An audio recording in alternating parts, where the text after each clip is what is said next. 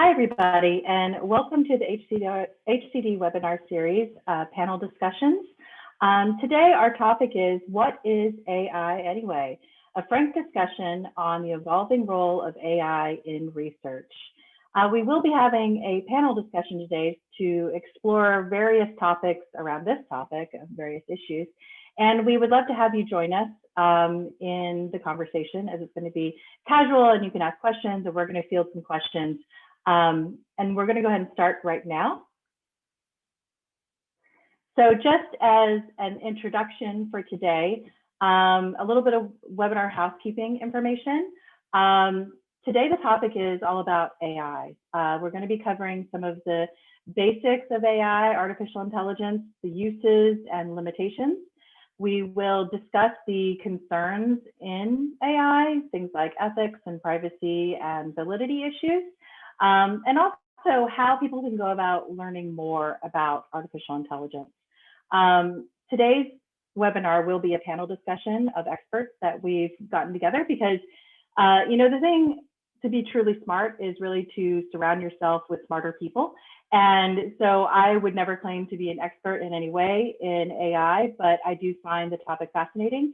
And as you'll see in my introduction, it is really important that all of us get to be more familiar with the uses and limitations of AI, as it has become much more prominent in research today. So we will be doing some introductions of the webinar panelists, and then that'll be followed by a conversation around the topic. Please feel free to participate with us. So this will be an evolving conversation that can certainly be led by things that you're most interested in. So please leave comments and questions in the chat and use the Q&A. You can do this anonymously or as who you are, but do participate with us, and it'll be a lot more fun that way. A little bit of background. So what is HCD? We are a market research company, a full service research house whose approach is grounded in using a holistic understanding of how consumers perceive, evaluate, and respond to different types of stimuli. We use lots of different tools in our pretty vast toolbox in order to understand consumers' interactions with products, packaging, and communications. We use an applied consumer neuroscience approach, which is using anything from psychology, neuroscience, and traditional market research to explore and validate consumer experiences from product development all the way through marketing, communications, and design. Our work can be done online or in person, and we do it globally. So without further ado, I want to launch into our webinar series. So far this year for 2021, we've been doing monthly discussions with experts in different subject areas. And we found this to be really interesting and helpful in better understanding different topics by asking the people who know it best. So today we're going to be talking about AI, and I think it's really important that we have this discussion because, as all of us being in research or in marketing, consumer experiences, all these sort of things, there's a lot constantly in the news about uses of AI or machine learning, and there's not necessarily a lot of understanding around that. And something that came up recently on LinkedIn, and there was a big conversation that sort of evolved from it, was a recent study from Nature talking about facial recognition technology, which we know in this past year of pandemic, a lot of people have been tapping into facial coding as a way of doing remote research using people's webcams. And there's a lot of controversy over the use of this, and there's a lot of questions around the validity of it as well. And so I think it'll be good to really have a better understanding of different technologies that are used in these sort of research methodologies, as we all start to utilize them more. It is a really important conversation to have, and the number of academic publications has really skyrocketed in the past couple of years, as you can see in this graphic. So from 2000 all the way to 2020. You can see that it's really increased quite sharply. This has also happened in industry. So you can see here some data on 2019 compared to 2020 as far as investment in the AI area.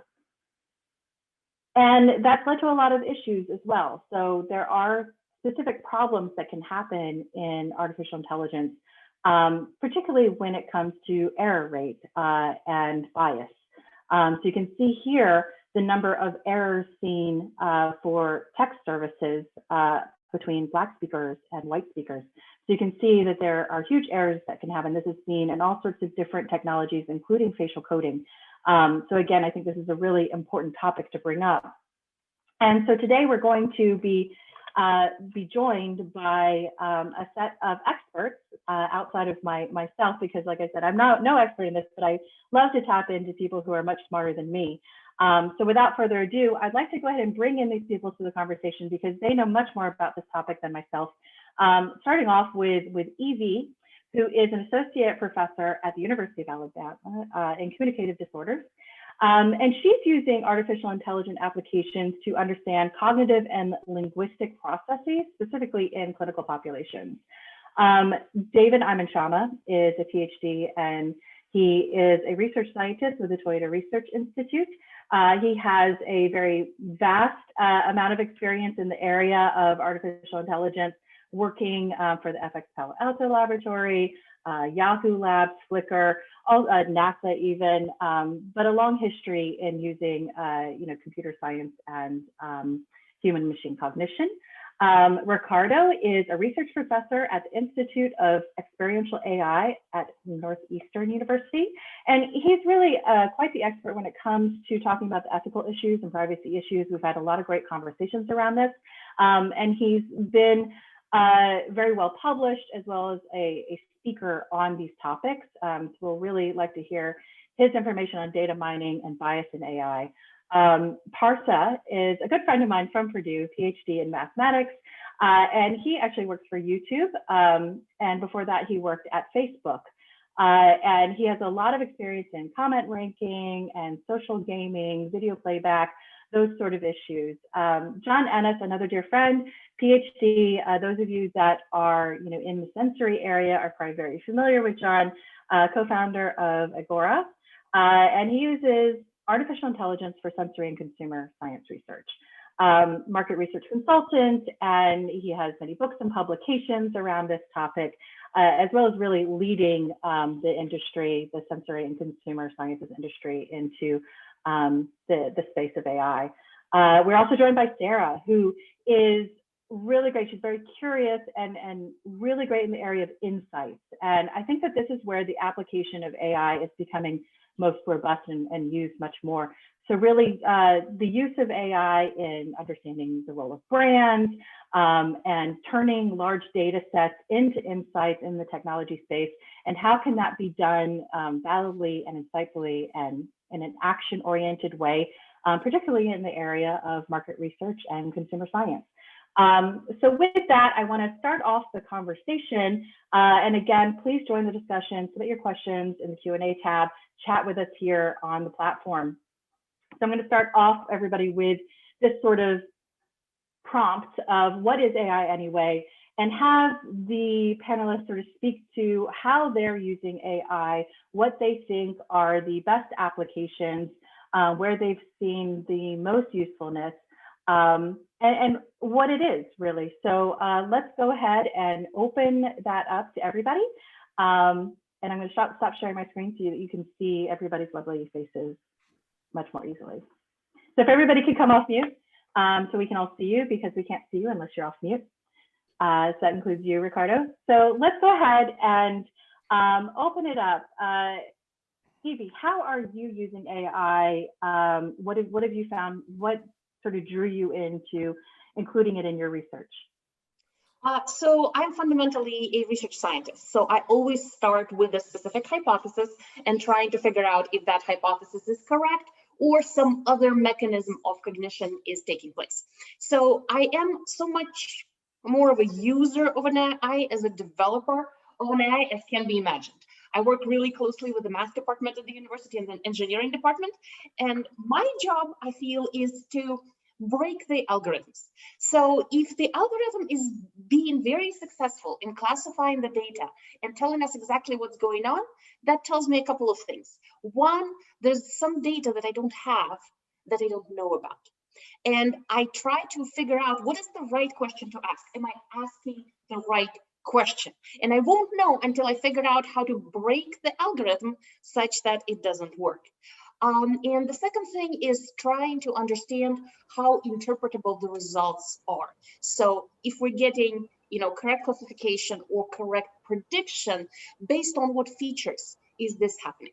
And so, the AI really consists of machine learning, which is really much more understandable mathematically, and deep learning, convolutional neural networks. Then you can design artificial data, so GANs and so on. So with the machine learning, it's easier to track things down through math. With deep learning, it's really, you have to experientially break the system in order to understand what is being used. And I'm interested in the original features that allow machine learning to happen. And so I mostly play around with different systems, newly developed machine learning systems, and try to figure out what does it tell us about how the brain actually works. I love that.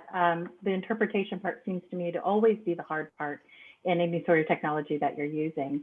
Ayman, could you tell us a little bit about how your experience with AI and how you're using it?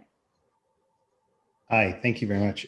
Yeah, so I've been researching AI since grad school and into industry research labs. And primarily I've been focused on what you call human-centered systems or human-centered AI. So it's not so much that some of the work we do does touch into let's advance this technique or let's clean up those stats and so forth, but more of it leans into understanding people and the situations and tasks and processes that they're going through in their daily lives so that we can build AI systems that are not aimed at replacing them in their tasks, but actually enhancing or furthering or really enriching what people are trying to do. And that ties into a lot of sort of interdisciplinary research, because you do have to sort of, observe people, understand what they're doing, talk to them, and then engineer how you're building the tool and the AI system to help them in a way that the results come back, as you just said,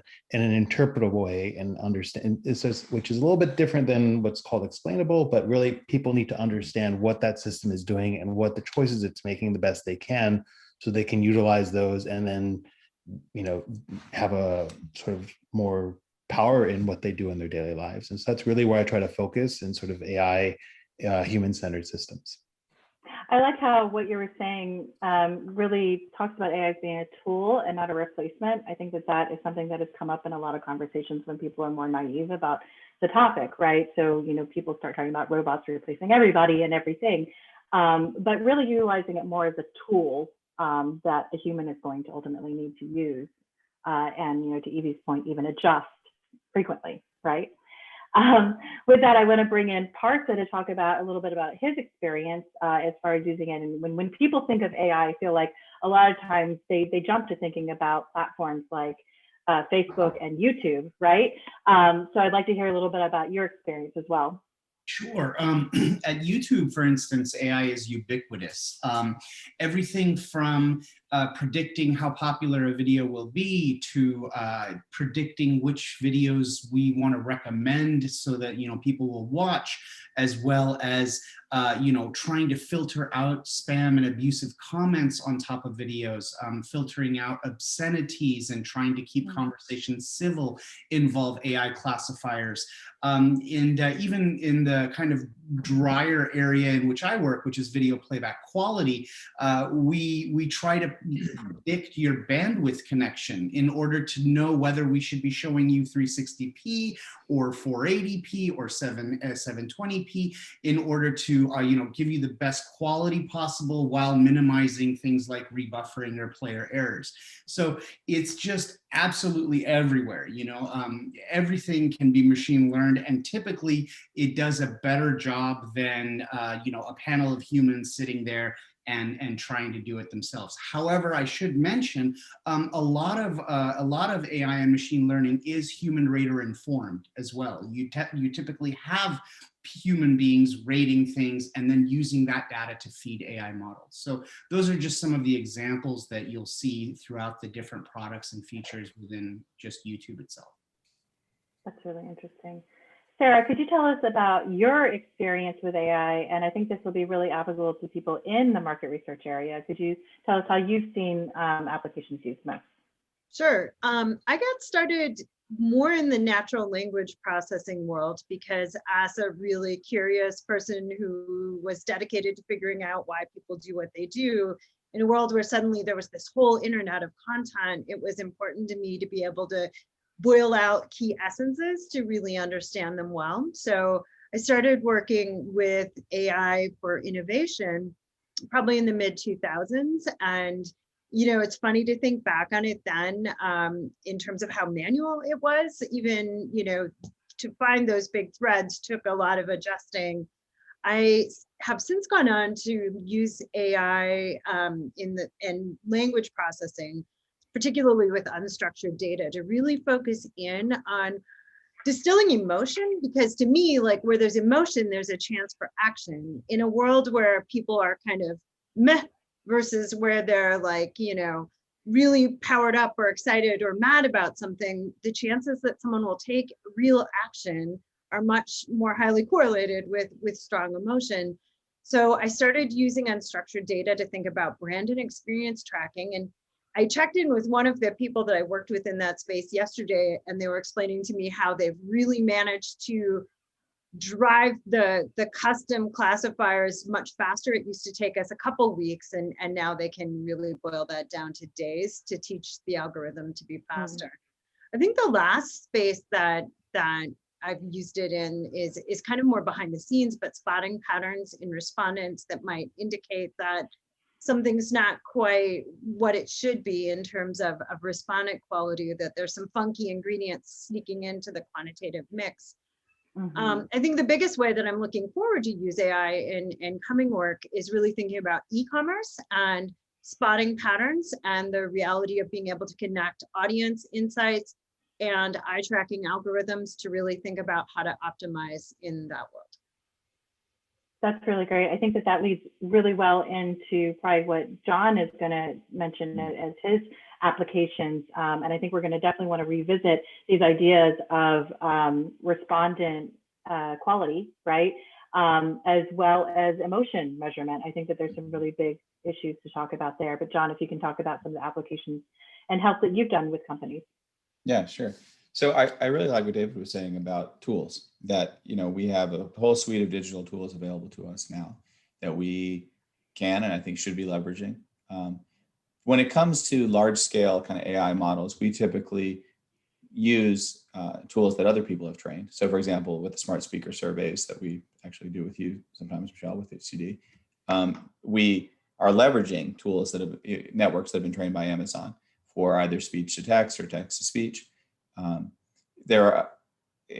Whenever anything is done, like even right now on this Zoom call, right, there's a lot of kind of data compression, a lot of stuff Parsa was talking about, a lot of the tools behind the scenes that are making the technologies that we use every day work, right? So we're leveraging those.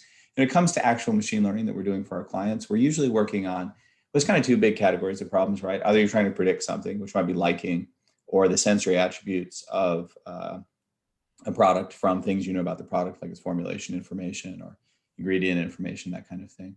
Trying to predict whether or not two products are going to be similar, how similar they might be, that kind of thing. So we do predictions. And also you've got kind of these categorization type models where you might be trying to predict someone's, okay, well, first thing you might do is you might cluster people, and then you might try to predict cluster membership. So we do, I would say, relatively small scale AI machine learning on the data sets that our clients have. The biggest issue actually with that XKCD comic that you showed is just getting to the big pile of data is a challenge for a lot of, like, say, CPG companies, because you've got all these Excel spreadsheets on all these people's computers. So just getting the data together is a big deal. Or you can even stir the pile. I think that's its own challenge.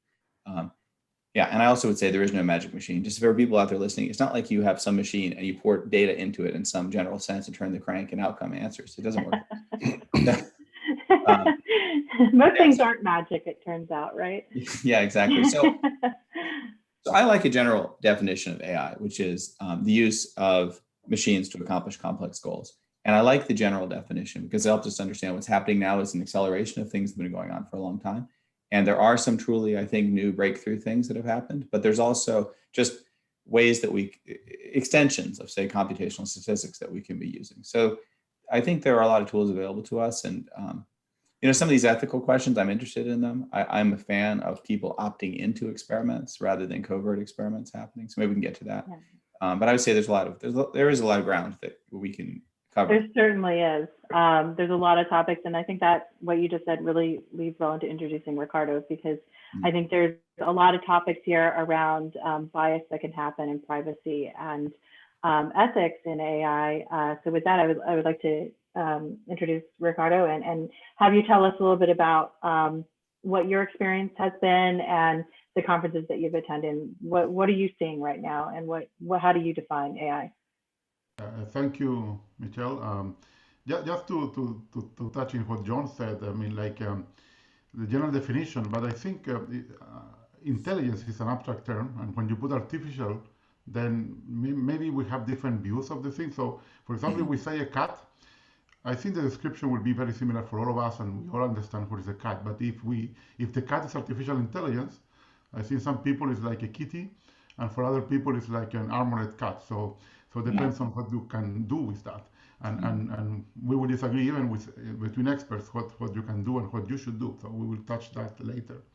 So I started to use AI when I started Yahoo Labs in Europe, in Barcelona. So that was 2006, so it was even before the deep learning hype. And mainly was to improve systems like Parsa mentioned. So basically searching systems and other similar systems that were used by Yahoo. But I guess I always was interested on the impact on the system itself. So I started to work in bias like more than 13 years ago, before I realized that I was really looking at bias, because bias was not popular. But basically my first paper was in 2008, was about a bias issue in ranking functions. And then maybe only like in 2015, I realized that I was all the time working with bias, and I started to focus on that, especially all the biases in the web. And many of them are like touching marketing, because they are like nudging people, how you present things on the screen, how you entice people to click, and so on.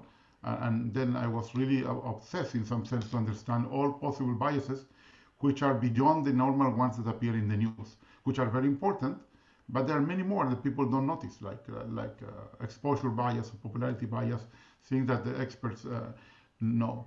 And then because of natural progression, I think ethics it was the next step, and that's why John already mentioned that. So ethics is a very important thing, not only what are the limitations, but also when you don't need to do it because it's not ethical. And at the same time I was doing this kind of research, I moved from AI in systems to AI for good, I guess. So my latest work in AI has been used to screen dyslexia, to predict treatments in MLS, or for example, to predict suicidal trends or anorexia using social media data in the web. That's really interesting, and I think that'll be a big part of this conversation. And I think when it comes to, you were talking about the sort of explosion of deep learning, and what we noticed at HCD, we started making this joke that we used to make the joke about neuroscience and market research, which was you couldn't even have a presentation at a market research conference unless you had the word neuro in it somewhere, right? And now it seems that you can't possibly have a presentation at a conference without having AI in it somewhere, right? But attending some of these talks that have AI featured in their keywords or in their title, we started to notice that either the talk itself didn't seem to have any AI in it, or the audience didn't really understand how AI was being used. So I think there still is a lot of, even though AI has become so ubiquitous in the world around us and all the technologies that we use, but I think there's a lot of misunderstanding about the usage. Do you see a lot of this? And how do you think it's affecting its application in research? I think I'll toss that out to Evie first, because I think you probably see a lot of researchers, whether it's grad students or other professors, that are just starting and feel maybe the pressure to use some sort of AI functions. Do you think that you see any of that? Are you seeing people misusing or not understanding what the results mean? Well, it's very easy to try to use the data that you already have. As John mentioned, even getting to the appropriate pile of data is difficult. The data that you don't have might be exactly the data you need. So one example, I work with sign languages, and we try to look at the dynamic motion in sign languages, try to understand how to parse the signal. This is still an unsolved problem for visual languages. And a lot of times it's difficult to get participants. It's difficult to get the data, and folks have used imitation signing. So you or me, I'm not a fluent user of American Sign Language. We try to copy the signs that we see on the web, and that is being processed. Well, when we tried to compare, just basically compare the dynamics, the principal component analysis of signers and copy signers was completely different. And the systems that are trained on the data that is not from fluent signers do terribly on signers. So you don't learn anything. And that is something, it's a very, very easy slope to go down. And then obviously any inferencing that you try to do based on this kind of data is really, really flawed. So to me, the AI really comes back with a question every time. Am I acquiring the thing that can be queried from this pile of data? So you can end up with, yeah, I mean, you really have to think about the quality of your data, right? And not all data is equal, right? So have other people sort of seen that, you know, as far as like making inferences or insights from data that, you know, can lead to that bias, I would assume. Exactly. Right? Can I ask a question, Michelle? Sure, yeah. Something I'd like to really know is how much of the bias in AI models is due to bias in the data versus something about the way the algorithms are programmed. I mean, is it simply the case that that when you see the sorts of results that Michelle showed, now I think there's a little bit when it comes to emotion, sometimes the male, female, base carries, and that might be an advantage to transcribing male voices or something. But how much of it is really bias in the data? Because that's a big issue for us in sensory consumer science, is having biased samples. You know, you do testing with the people who you can get to show up for the test, and then there's all sorts of biases in the data that way. But I'd like to hear from people who know about this topic more than I do, about the sources of the bias in the models. I can say really quickly, what we've tried to do, actually, we tried to use imbalanced data sets. So intentionally, knowingly putting in a very small sample of data that is biased and looking at what algorithms perform better and trying to figure out why, such that we could compensate for the lack of a certain data. We've also tried to do simply move things from one domain to another. So we put in a biased data set, and then we look at what the transfer function is to an unbiased, much smaller data set, and then try to create artificial data. Now, I don't know whether the, so I'm not doing large scale things trying to nudge multiple people to do things. All I'm doing is I'm trying to understand human cognitive processes. So I'm not doing anything dangerous, and this seemed to, you know, help us move forward in the sparsity of data situation, especially due to COVID. But whether that's a magic bullet, I don't think so. It's just one of the approaches.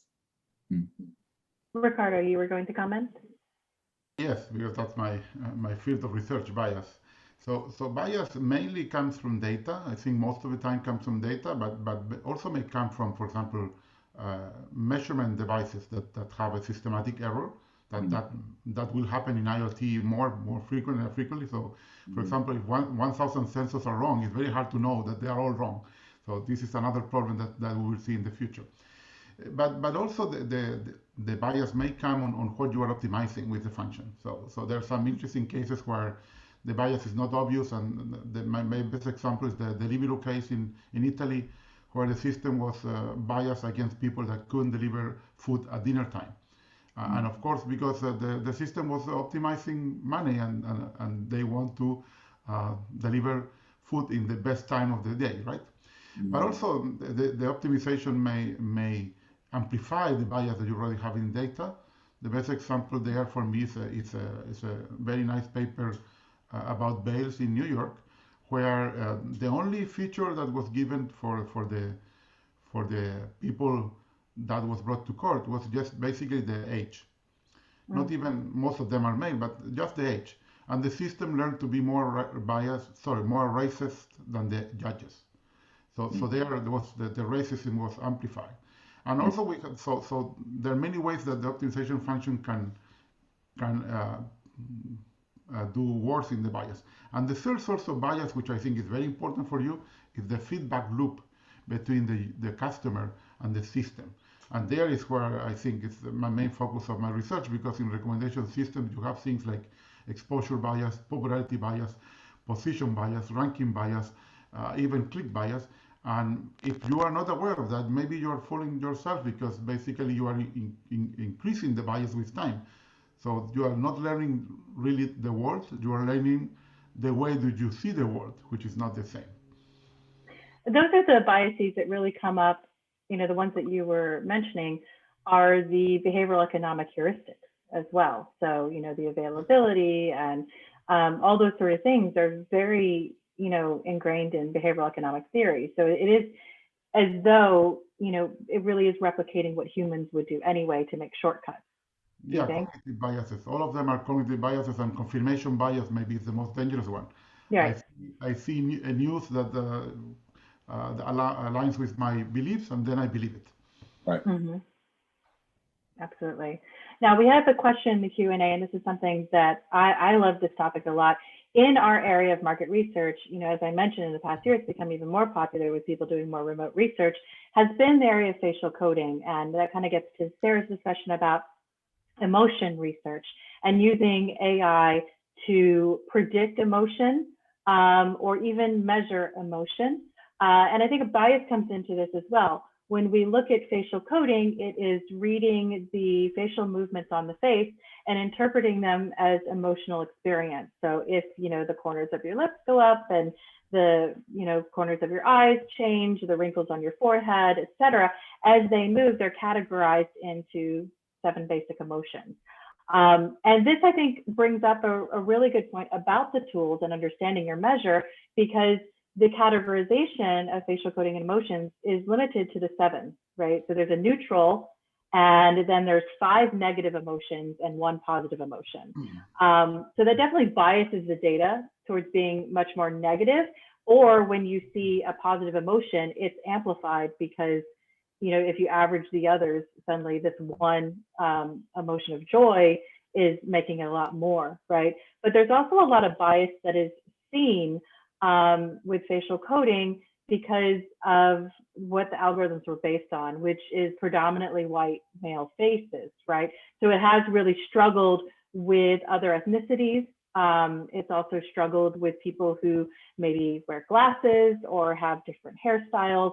But also, even in the basic scientific problem that facial coding has of being an actual measure of someone's emotional experience. Because of course, what you're expressing on your face is not necessarily what you're feeling. So given my explanation there, what are your feelings about, how do you feel about the use of AI in facial coding, with people using it a lot more?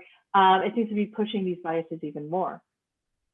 Do you have any experience with measures like that, emotion or in facial coding itself?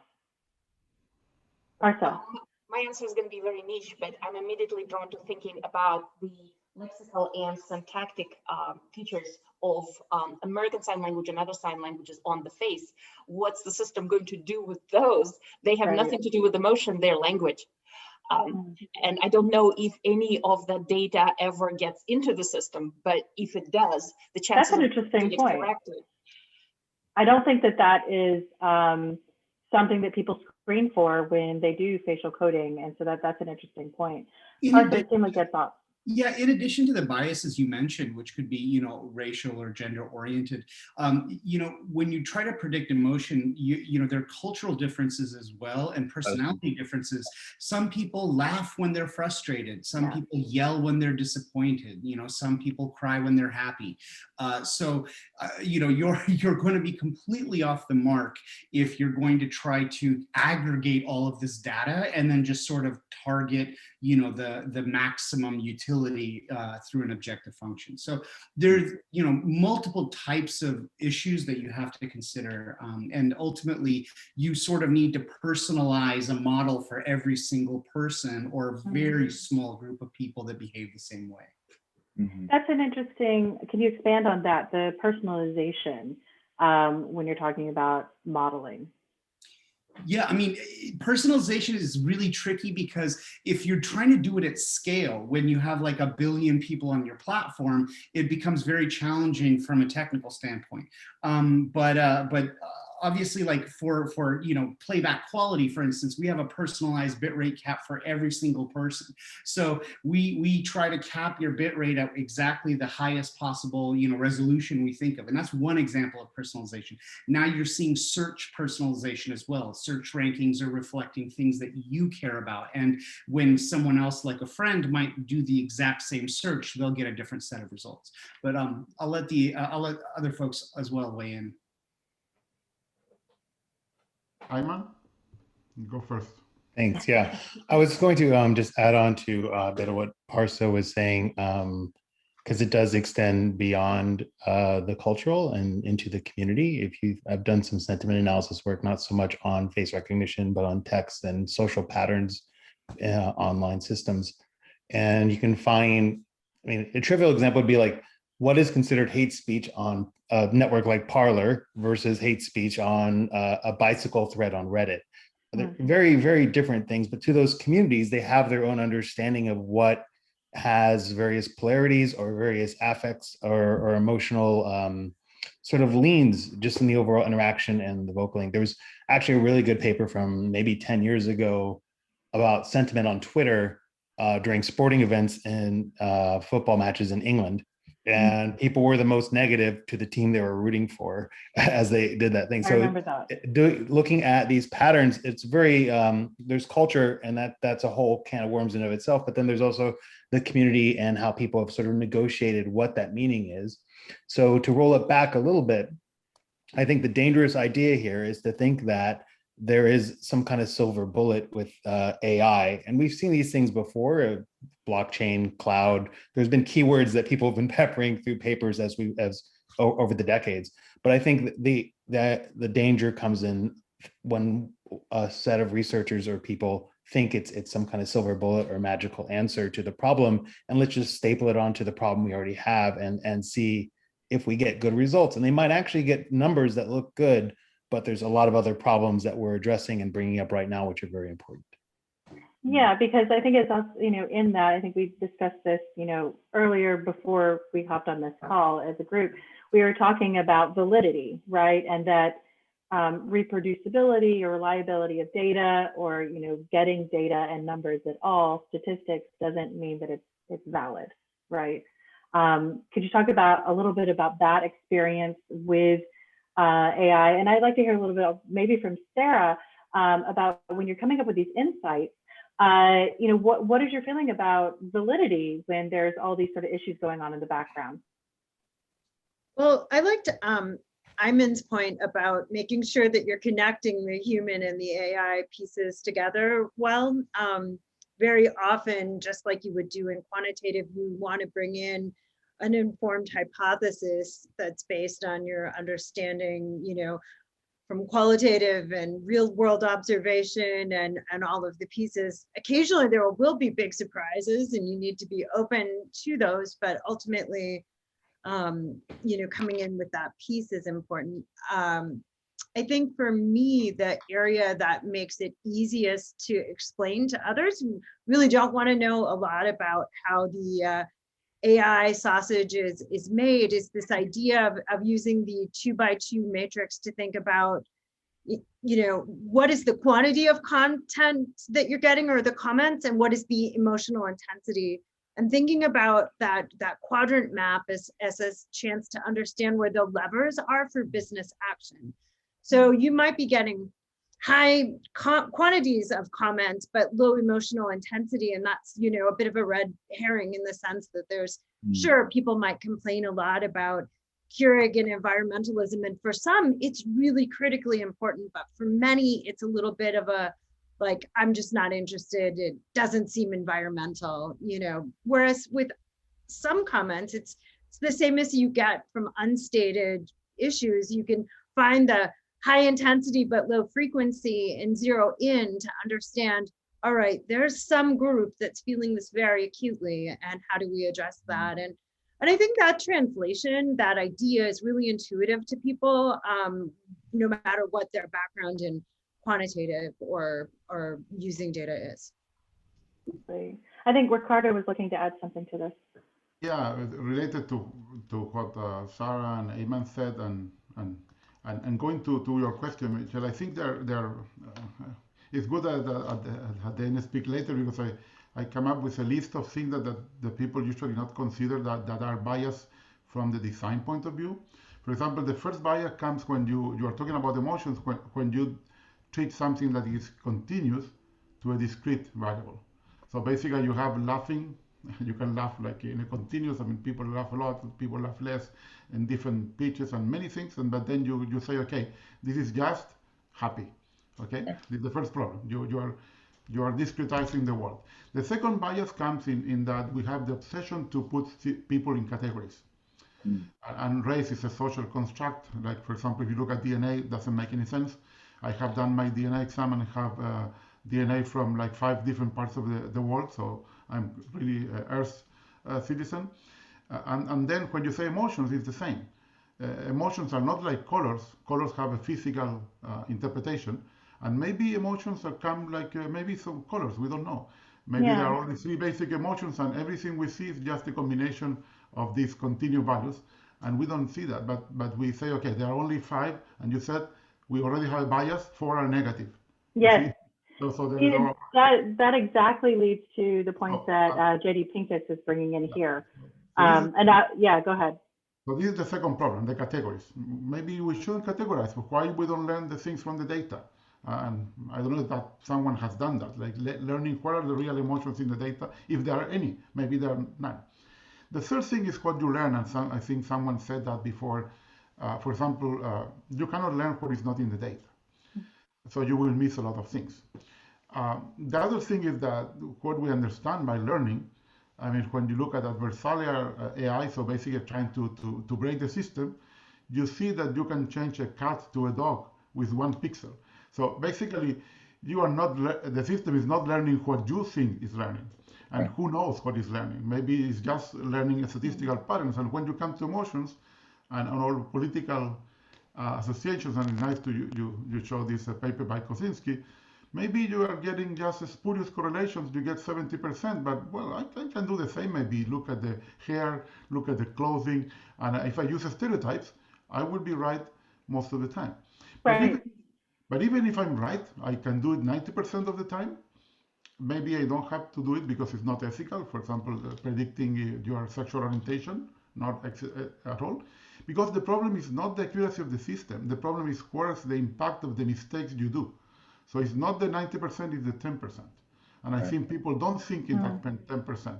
What is the harm you're doing with that 10%? Even with 1%, imagine you send someone to death because it's 1%. So it doesn't matter the 99%. And sadly, my colleagues in computer science are obsessed with accuracy, and many times accuracy is not the right answer. In medicine, for example, false negatives are much worse than false positives. And then you need to put the system in a different place. I mean, I prefer to predict all the people with cancer, even if I fail sometimes, because people will be very happy not to know that they don't have cancer. But if I miss a person, that person may die. Absolutely. And I think one of the points you were bringing up about the categorization of the 5 or 7 basic emotions is a really good point. And it brings in one of the questions from the audience here that was asking about using AI for predicting emotion using a multimodal approach. And I think some of you have talked about multimodal in a sense of having different sort of data sets coming. And I think, John, you were talking about this a little bit with pulling all the data that people have across different areas. Now, when it comes to emotion, things aren't like, there's different theories of emotion out there. And that's what I think a lot of people don't realize. So basing it on the one theory of emotion that is categorical with the 7 basic emotions is one way that can lead to a lot of problems, right? Where you have a lot of bias. But if you deal with a multimodal approach that is more of continuous variables, right? So you have the PAD dimensions. I don't know if you're familiar with this theory of emotion, but it is basically where you have vectors, right? So you have a pleasantness on one vector, and you have arousal here, and then you have a third 3-dimension that is approach withdrawal. So that if you are feeling more aroused and more positive, you can be said to be happy, right? Whereas if you are more negative and aroused, you could be angry. But you could be angry or you could be sad. Those are both negative and arousing, right? So you have the third dimension that would further describe it as being approach withdrawal. If I'm angry, I'm approaching. If I'm, afraid, I'm retreating. And so do you know of any work that might be in using spatial EMG or other neurological, physiological measures, natural language processing, posture, even looking at eyes now that people are wearing masks a lot in public, right? So what are some of these other approaches where AI might be having a role? Have you had any experience with that? I know it's a mouthful. I said a lot there. I guess the first thing would be using multimodal for making predictions. Very, very briefly, I'm saying don't do it. So basically, I put it in the chat. I mean, more multimodal may imply more noise, more spurious correlations. But if you want to do it seriously. For example, do it in 10 countries, different 10 countries with different religions, different languages, and then also hire a group of actors that you tell the script, and then you see if with the actors also work. The diversity and really you can pretend many things. I mean, all of us are actors, and we have hide our emotions in certain moments to basically to protect yourselves from harm. Interesting. There's some conversation going on in the chat as well, but go ahead, Evie. Yeah, I'm watching that as well. So use of multimodal data is tempting because you're thinking you're increasing the amount of data. Correlations are a concern, but also it doesn't solve the problem of construct validity. What we were talking about, what theory are you starting with? What is your construct? How do you define emotion in this case? So the construct validity is one concern that Ricardo talked about quite a bit. And then the second part is the implementation. So coming from a health field, we'd use AI for assistance and diagnostics, screening, but not in giving the diagnosis because the repercussions of doing screening versus the diagnosis are very different. And so the question is how careful you are in implementing the results. Interesting. John, I feel like you probably have some thoughts here on multimodal data. Yeah. Well, I mean, I think that it is, I'm very interested in connected data, having data from multiple sources. I mean, it would be really nice in, say, consumer science, where you can predict when you're going to get complaints based on measurements you can make in the factory. That would be great, right? And in order to build a model like that or to have any hope of it, you're going to have to be able to connect all these different sources of data. So I think having access to multiple sources of data is valuable. Now, I think if you've got very wide data sets, then you're going to have some, there's going to be some challenges in terms of, if you have many more columns than rows, basically, because I'm thinking of consumer research. I'm thinking you're going to do some study and you've got maybe at most 200 people and you've got measurements. Now, maybe it's different if you're at YouTube and you've got millions of people. It might be a different situation. But, for our research, I do think that one of the biggest challenges that we have is you have to, first pass is use some subject matter expertise to reduce the number of variables that are going into the model, or it's going to be very challenging to build a model with any kind of, cross-validated, predictive validity to it. So it's, it's interesting. I don't really completely have an opinion on this. It seems that Ricardo has a stronger opinion than I do. So it's, I think it's interesting trying to find key signals. I think that there are definitely issues when you talk about cultural. I think it was maybe Parsla mentioned this when it comes to emotions, that if you are going to use emotions, you're going to have this bias towards pleasing people who have expressive faces. And whatever that means, it might be a cult that might interact with culture. It might interact with, I don't know, but geography, it might be anything, that personality, definitely. You have to be careful because who are you optimizing product for? Right. And that's a really good point, that when it comes to facial coding, that was based on actors, right? So it wasn't based on natural emotion. Both to Evie's point, to Ricardo's point, you need to do that comparison. but also recognize that that's problematic in itself, right? That's not really experienced emotion, that's displayed emotion. So that you may not have construct validity there. For Yeah. example, just a small thing. So, as you said, I mean, if we want to do this correctly, we need consent from the person, Hmm. and so we need awareness, and that already changes your emotions. Yeah. So that's already a bias there. Yeah, we deal with that a lot in facial coding, especially in this past year where it's had to be remote. Facial coding was originally designed to be best done in person with high quality multiple cameras. But in more recently, things have moved on to webcams in people's homes, whether it's on their phones or on their computers. And so the quality certainly goes down.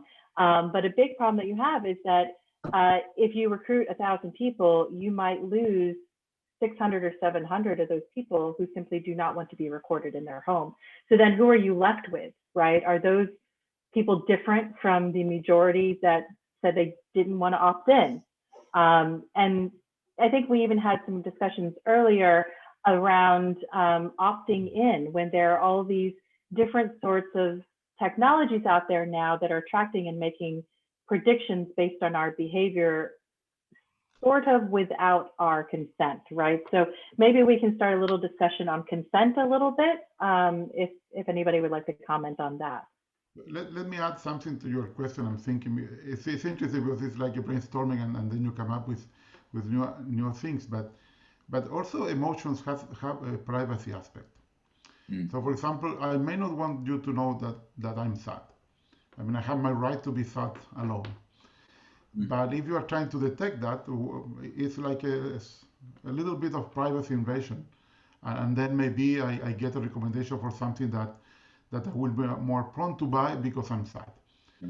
And is that ethical? So for me, it's not. But some people that says no, the monetization is first. They don't care, right?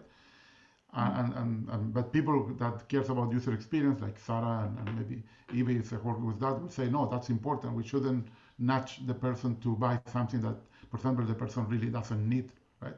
Because it's also the philosophical aspect is that person needs that or not, and consumerism is basically about buying things that you don't need, and it has nothing to do with politics, by the way. So it's just buying or not buying.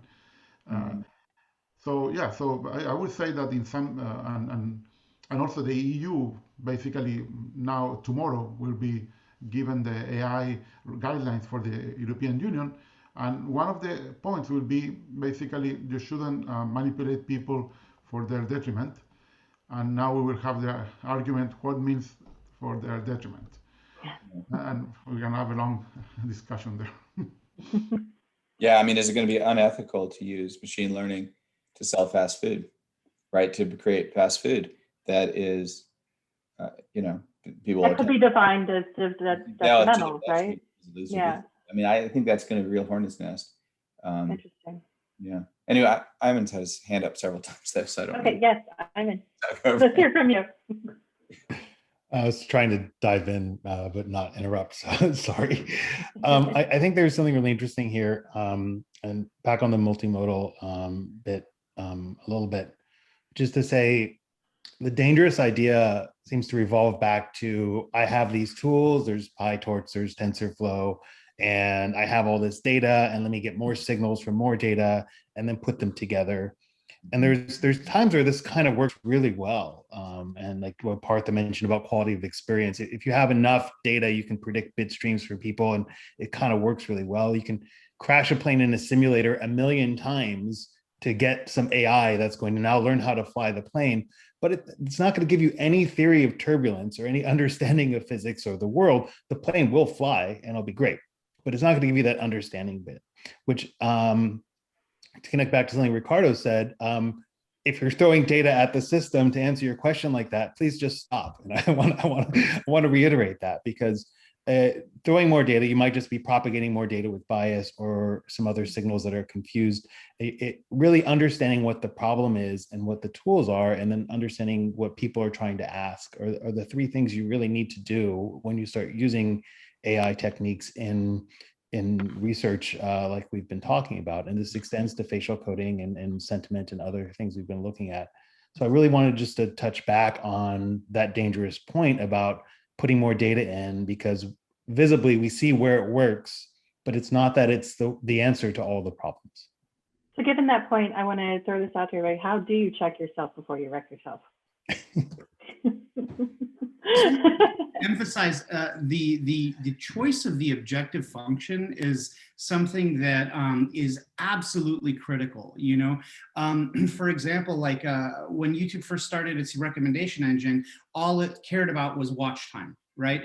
The more people watched, the better. So all the recommendation algorithms were geared towards getting people to watch more. We learned that wasn't a good idea, you know, because the system started doing stuff that was not so like acceptable, namely moving people towards more extreme content just to get them to watch more. And this was documented in a New York Times article.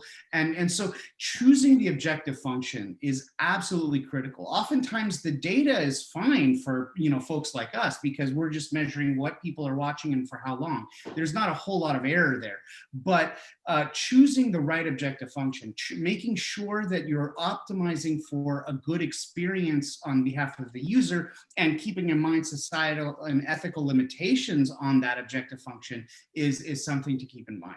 You know, so that's and to add to that, YouTube and also some work from Facebook several years ago also talked about similar metrics that shouldn't be used as the optimization. We shouldn't be trying to target those things. And in the long run, they've shown not only does it lead to you know, users' health, but it also leads to better engagement and better monetization and so forth. You know, because healthy users, you know, tend to come back versus the ones who are burnt out because you've had them locked to a screen for too long. And so I think that ties back to like, what's the question you're asking? And it's like, sometimes we have these, you know, these metrics, that get pushed, especially in industry environments, like let's increase watch time. And then everything optimizes that way down, again, a dangerous path, because it's not taking that step back to, as Michelle said, check yourself before you wreck yourself. Yeah, and if I could just add, I do think throughout this, there's been the kind of question of like, what is our goal?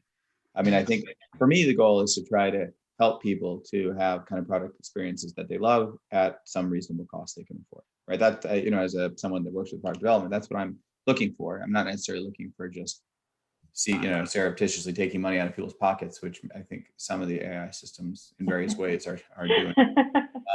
So that's, you know, kind of my goal. But and then there are all these tools that we use in the pursuit of that goal. And maybe some of the, you know, I mean, I guess the goal is to try to do it for everybody, though, not just, you know, for some people and not others. And that's where I think some of these questions of bias, I mean, at least for consumer research, are highly relevant.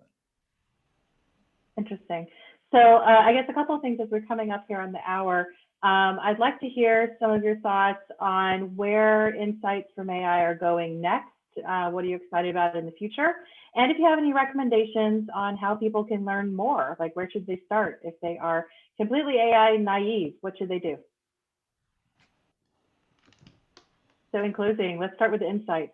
Sarah, where are you excited? What are you excited about? Yeah, I mentioned it a little bit, but thinking about how, especially in a world where we've all been buying a lot more online, the e-commerce optimization reality seems important and big. And for me personally, will be an area that I dig into. I think one of the things that I do when I'm trying to learn is find people who are approaching the space from different angles and honestly just reach out. I think you start to hear some harmonious themes pretty quickly, and you're reasonably able to separate sort of where the smoke is versus the fire. And for me, at least, that's been really helpful. I tap the brakes a little bit more when it seems too black boxy or not able to be explained on a good pragmatic chassis. Because usually if you start from that idea, you can build out nicely on your own. Absolutely. Anybody else interested in anything coming up that you see as emerging? Well, I'm sorry, Evie, go ahead, please.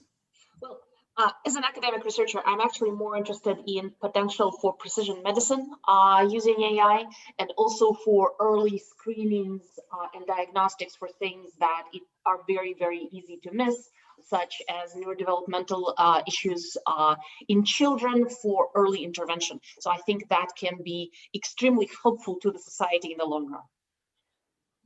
Mm-hmm. I'm interested in augmented reality, and chemical sense is coming into augmented reality. Fragrance, in some sense, is the original augmented reality. So I am really interested in this kind of multimodal experience. Can we deliver experiences, through technology beyond just, sight and sound and a little bit of touch? I think that stuff's really exciting. And I think it has a lot of, I think UX and sensory are going to kind of come together. And that's really setting context, which is really important in a lot of the research that we all do. Interesting. So we're right here up on the hour, and so I want to make sure that everybody understands that if you didn't get a question answered, reach out to us. We'll try to field your questions to the panelists, and we really thank everybody for joining us. Again, if you have any questions, feel free to reach out to us. You can subscribe to our YouTube, where we will be uploading this conversation, but you can email us or tweet with us, visit the website, whatever it is, smoke signals to contact us, and we can have further conversations or field more of your questions. But I really want to thank the panel for their time in joining us today. I really enjoyed this conversation. This could go on forever and ever and ever, obviously, but we only have so much time. And so if you'd like to chat with us on the LinkedIn page where we have this meeting, or again, just email us. We will forward your questions along to the different panelists so you can discuss more, because they're all like super experts. And thank you very much to each and every one of you. Very insightful, very helpful, very interesting. I hope everybody has a great day, and join us next time for our next discussion.